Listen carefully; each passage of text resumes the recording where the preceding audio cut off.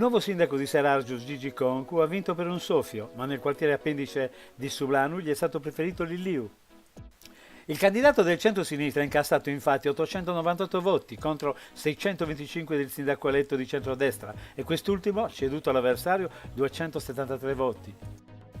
Quindi Sublanu si è schierato con Liliu, segno che l'amministrazione uscente e quindi anche il sindaco neoeletto non hanno soddisfatto né convinto i residenti, che lamentano ancora il cattivo stato di strade e marciapiedi e soprattutto la penuria di parcheggi e sensi di traffico ancora da determinare.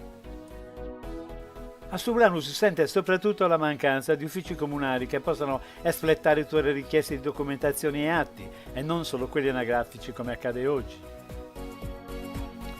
Il sindaco Gigi Concu ha promesso in campagna elettorale un nuovo assetto del centro del quartiere, spostando il campo di calcio e creando lì un luogo di socializzazione tipo agroagreca, cioè la piazza principale del quartiere è il luogo di aggregazione importante che darebbe all'appendice Serargina un valore aggiunto indubbio.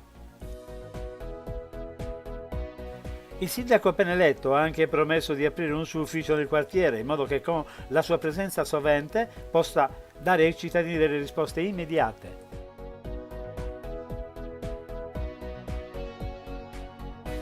Non ultimo problema sentito è quello di avere un referente di Sublanu in seno alla giunta, cioè che venga nominato un assessore che abbia anche la delega del quartiere, così da far sentire la presenza di chi governa e per i residenti avere un interlocutore certo.